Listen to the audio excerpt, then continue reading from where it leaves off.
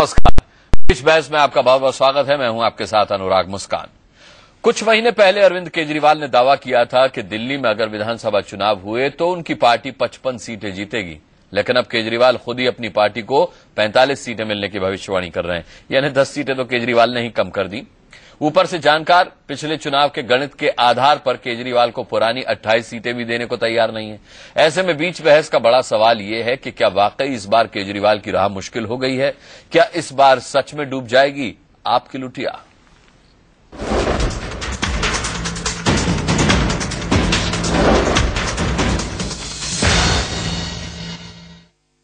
आम आदमी पार्टी की 45 से ज्यादा सीट आ रही है। आम आदमी पार्टी की 45 से ज्यादा सीट आ रही है। केजरीवाल ने दिल्ली में सियासी बयार चलते ही दावा ठोक दिया है कि इस बार उनकी पार्टी को दिल्ली में 45 से ज्यादा सीटें मिलने जा रही हैं। तो क्या वाकई केजरीवाल इस बार दिल्ली में कोई बड़ा करिश्मा करने जा रहे हैं? जानकार केजरीवाल के इस दावे से इत्तेफाक नहीं रखते। जानकारों के मुताबिक इस बार केजरीवाल की राह मुश्किलों भरी होने वाली है, क्योंकि दिल्ली की करीब 36 सीटों में से 20 सीटें तो ऐसी हैं जहां पिछली बार आपके उम्मीदवार दूसरे स्थान पर रहे थे। 18 सीटें ऐसी थीं जहां आप तीसरे नंबर की पार्टी रही, और जिन 28 सीटों पर पार्टी को जीत मिली भी थी तो वहां कई सीटों पर जीत का अंतर हारने वाली सीटों के मुकाबले काफी कम रहा था।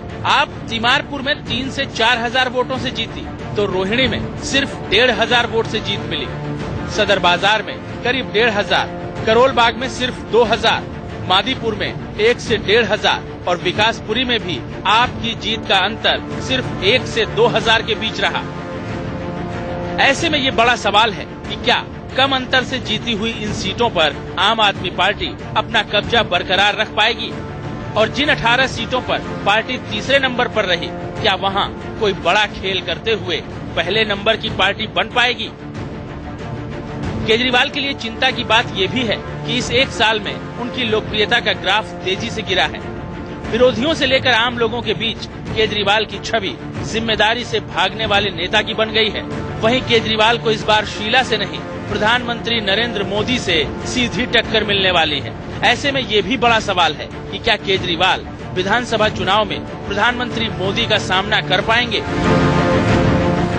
पिछले चुनाव में विनोद कुमार बिन्नी और शाजिया इल्मी जैसे नेता साथ थे, मगर इस बार ये भी साथ नहीं। बिन्नी और शाजिया पार्टी की हर कमजोरी से वाकिफ भी हैं। ऐसे में ये सवाल भी खड़ा होता है कि इनके तीरों से आखिर कैसे बच पाएंगे अरविंद केजरीवाल। Saurabh Agrawal, India News. चलिए, बीच बहस में बहुत ही अहम सवाल आज हम उठा रहे हैं कि क्या आपकी लुटिया डूब जाएगी इस बार दिल्ली विधानसभा चुनाव में? हमारे साथ इस पर चर्चा करने के लिए जगदीश मुखी साहब हैं बीजेपी से, जिनसे अरविंद केजरीवाल अपना सीधा मुकाबला भी मान रहे हैं। मुकेश शर्मा हमारे साथ कांग्रेस से हैं। इसके अलावा राज बिहारी जी हमारे साथ सीनियर जर्नलिस्ट यहाँ स्टूडियो में मौजूद हैं, और लक्ष्मीनगर से विधायक विनोद कुमार बिन्नी हमारे साथ यहाँ मौजूद हैं। जगदीश मुखी जी, ये जो रिपोर्ट हमने दिखाई, इसमें जो बातें हमने कही, शायद उसका आकलन आप पहले ही कर चुके हैं, इसीलिए आज ही आपने बयान दे दिया कि जनता केजरीवाल को अच्छा सबक सिखाएगी इस बार।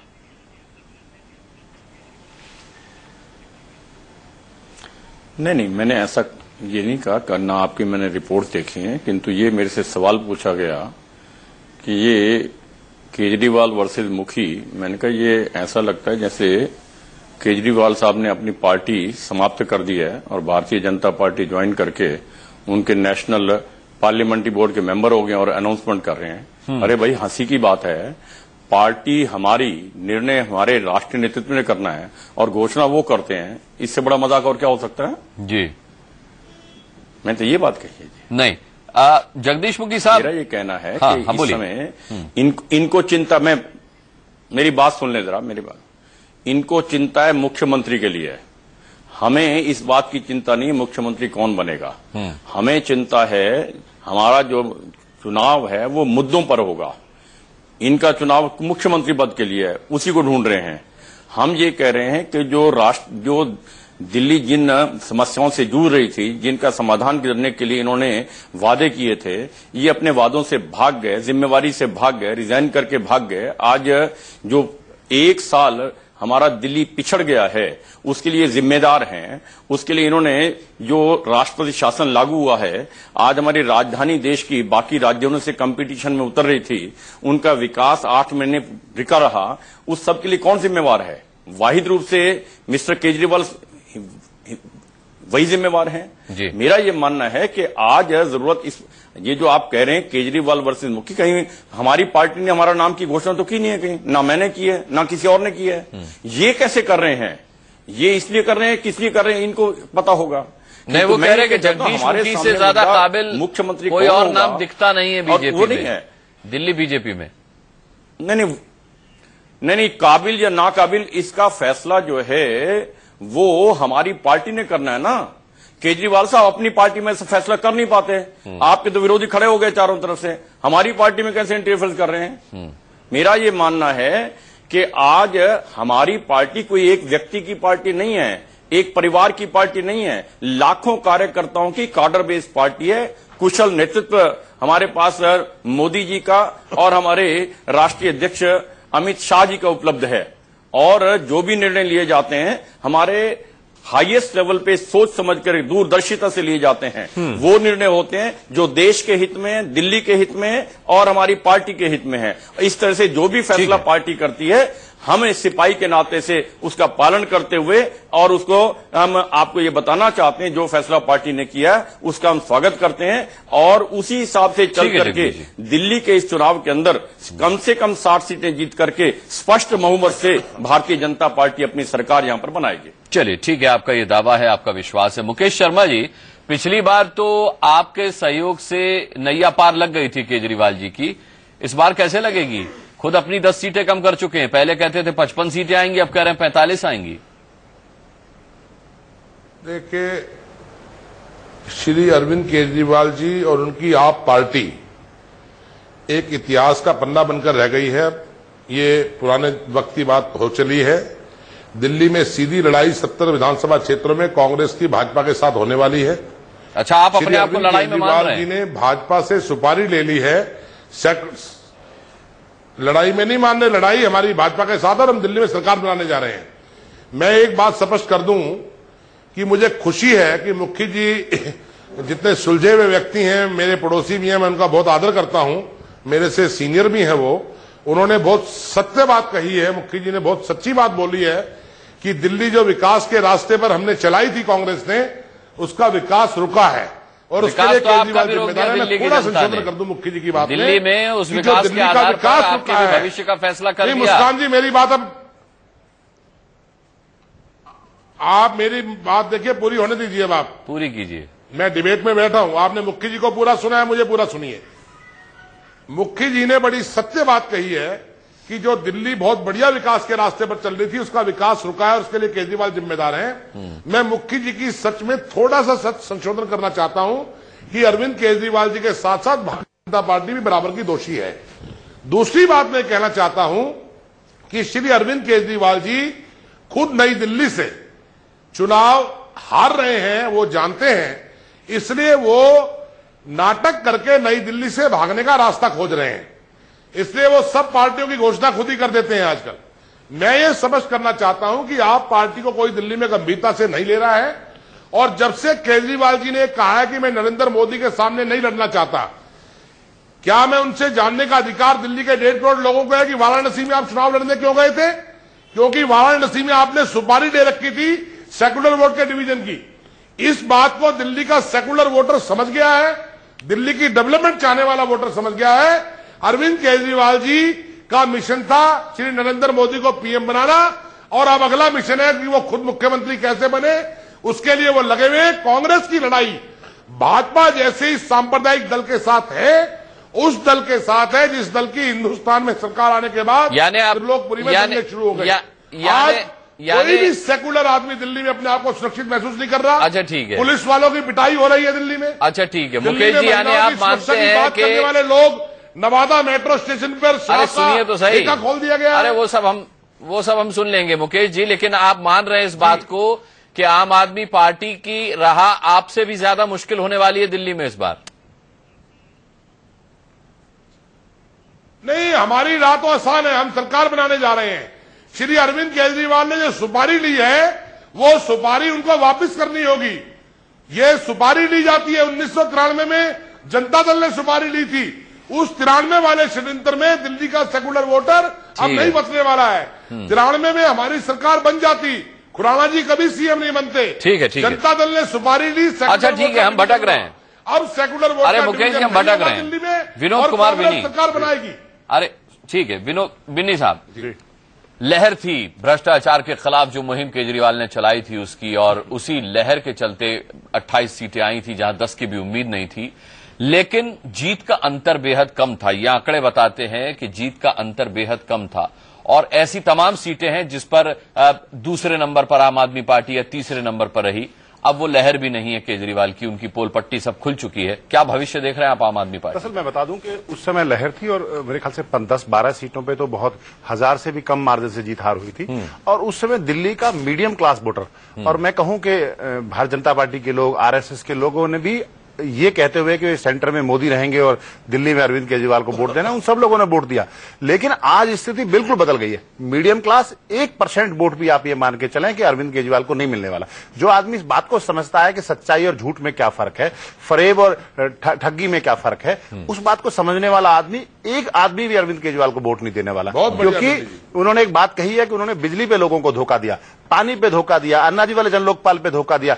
आज उन विषय की बात नहीं कर रहे हैं। वो क्यों नहीं कर रहे हैं? कि उन विषयों के बारे में उनके पास जवाब नहीं है। आज वो चेहरे की बात करते हैं। मैंने कल भी आपके टेलीविजन में बैठ के बात की और फिर दोबारा कहता हूं, अरविंद केजरीवाल का इतिहास अगर टटोलेंगे, और मोदी अगर प्रधानमंत्री हैं तो उनका 15 साल का इतिहास है। बाकी लोग दिल्ली में जितने बैठे हैं, मुकेश भाई हमारे सामने बैठे हैं, इनका दिल्ली में 20 साल का इतिहास है, मुखी साहब का 20 साल का इतिहास है। अरविंद केजरीवाल का अगर इतिहास हम टोलते हैं तो किसी भी फील्ड में, किसी भी क्षेत्र में कहीं कामयाब नहीं रहे हैं। उन्होंने जहां रहे हैं वहां भेदभाव मतलब किया है, और लोगों के साथ मतभेद किए हैं, लोगों को भ्रमित करने का काम किया है, और वही काम उन्होंने दिल्ली में आकर दिल्ली की राजनीति के लिए किया, जो कि बहुत खतरनाक है। और लोग इस बात को समझ चुके हैं। आने वाले दिन में जैसे ही आप देखेंगे, मैं बता रहा हूं आपके चैनल पे 2.5 का सैकड़ा आम आदमी पार्टी पार नहीं करेगी। ये आप इस बात को ध्यान रख कीजिएगा। और जब इस रिजल्ट आएगा तो उसके बाद दोबारा इसी चैनल पे आके बैठ के मैं आपसे मुस्कान भाई कहूंगा कि आप दोबारा दिखाइए उस दिन की भविष्यवाणी। ठीक है, 10 का आंकड़ा भी पार नहीं करेंगे। राज बिहारी जी, सवाल ये उठता है कि अभी हमने भी, इंडिया न्यूज ने भी सर्वे कराया था, तो कांग्रेस ने काफी इंप्रूव किया। हालांकि इतना इंप्रूव नहीं किया कि वो सरकार बना ले, या मुकेश जी जैसा कह रहे हैं कि भाई क्लियर मैंडेट के साथ हमारी सरकार बन जाएगी, लेकिन बावजूद उसके उस आंकड़ों में केजरीवाल तीसरे पायदान पर खिसक गए। तीसरे से पहले पर आना अब बहुत आसान नहीं है। देखिए, पहली बात तो यह है कि जब पिछले चुनाव के बारे में सोचते हैं तो पिछली बार आम आदमी पार्टी को दलित, मुस्लिम और खास तौर पर देखें तो महिलाएं, मध्यम वर्ग की महिलाएं, मतलब कई ऐसे परिवार हैं, और बिन्नी भाई तो जानते हैं, चुनाव लड़े थे आम आदमी पार्टी से, कि अगर पुरुष आप बीजेपी को देके आ रहा है तो महिला आम आदमी पार्टी को वोट देके आई है। लेकिन इस बार महिलाओं से जो मोदी जो लहर चली है, उसमें महिलाओं पर बहुत असर हुआ है। दूसरी तरफ देखें तो युवा वोटर चूंकि भ्रष्टाचार के खिलाफ जो लड़ाई में आम आदमी पार्टी की भूमिका रही, या कहिए अरविंद केजरीवाल की भूमिका रही, उनके साथियों की भूमिका रही, वो भूमिका नरेंद्र मोदी के सामने बहुत छोटी हो गई है। तो नरेंद्र मोदी जिस हिसाब से भ्रष्टाचार पर आक्रमण कर रहे हैं, हमला कर रहे हैं, तो युवाओं को नहीं बल्कि देश के हर आदमी को लग रहा है कि मोदी बहुत सही काम कर रहे हैं। और इसी वजह से मुझे लगता है कि क्योंकि मोदी जितना बढ़ते जा रहे हैं, आम आदमी पार्टी उतनी ही घटती जा रही है। और मुझे लगता है कि आम आदमी पार्टी में शायद ये सोच नहीं थी कि उनको पार्टी को किस तरफ लेके जाना है। तो कभी वो पूरे देश में लोकसभा लड़ने चले जाते हैं। जहां वो हरियाणा में बात कर रहे थे सरकार बनाने की, वहां चुनाव लड़ने ही नहीं गए।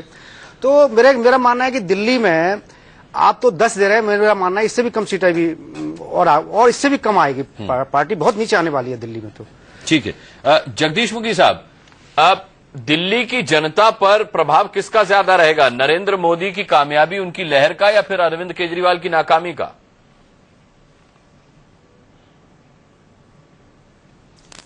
दोनों ही काउंट करेंगे। दिल्ली में जिस प्रकार से इन्होंने जनता को धोखा देकर के, रिजाइन देकर के भाग गए, वादे पूरे नहीं किए, 2 महीने के लिए सब्सिडी देकर के बजट पास नहीं कराया, बजट पास कराते पूरे साल के लिए मिलती सब्सिडी, और जिस प्रकार से सारे मानी रहे इनके वादे, उसको देख करके जनता इनसे सवाल पूछेगी।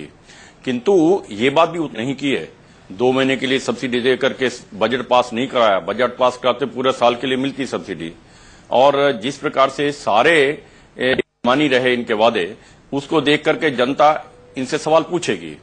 किंतु ये बात भी उतनी सत्य है कि आज हमारे पास यशस्वी हमारे प्रधानमंत्री श्रीमान नरेंद्र मोदी जी का अपना व्यक्तित्व है, उनके काम करने की तरीका है, उनका प्रशासन का तरीका है, जिस प्रकार से देश का मस्तक विश्व के अंदर ऊंचा किया है, आज पूरा विश्व उनका लोहा मानता है, जिस प्रकार से ब्यूरोक्रेसी को कंट्रोल करके उन्होंने सारा सुधारा है, जिस प्रकार से आज चारों तरफ से विकास कार्य शुरू हुए हैं पूरे देश के अंदर, महंगाई नीचे जाने लगी जो वादा किया था, इन सब का असर सीधा सीधा हमें लाभ मिलने वाला है।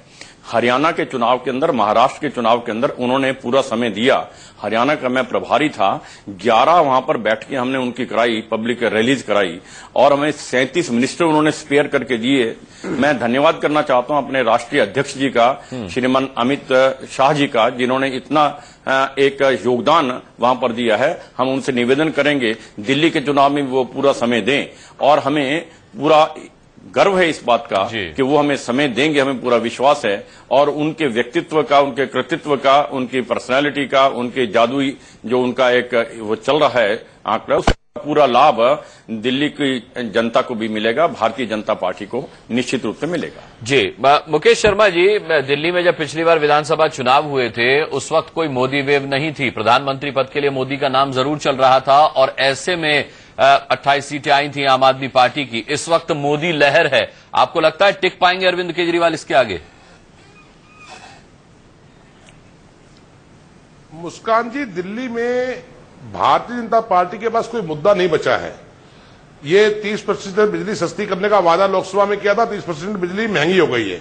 भाजपा मुद्दावहीन है, इसलिए श्री नरेंद्र मोदी जी के नाम पर दिल्ली में चुनाव लड़ रही है। अगर श्री नरेंद्र मोदी जी की मुस्कान जी मान रहे हैं कि आंधी चल रही है, तो दिल्ली में धीमी गति की हवा भी कांग्रेस नहीं चलने देगी। ये मैं आपको दावे के साथ कह रहा हूं। दिल्ली के 1.5 करोड़ लोग जो मेट्रो में सफर करते हैं, लोग जो दिल्ली के अनधिकृत कॉलोनियों में सीमेंट कंक्रीट की सड़कें इन्होंने कांग्रेस की बनती देखी है, जिन्होंने दिल्ली की डेवलपमेंट देखी है, दिल्ली में अमन चैन पसंद लोग, दिल्ली में सेकुलरिज्म को पसंद करने वाले लोग और डेवलपमेंट को पसंद करने वाले लोग कांग्रेस को अपना वोट डालने जा रहे हैं और कांग्रेस दिल्ली में सरकार बनाएगी। वो 15 साल का डेवलपमेंट देखने के बाद ही तो जनता ने आपको बाहर किया था दिल्ली से।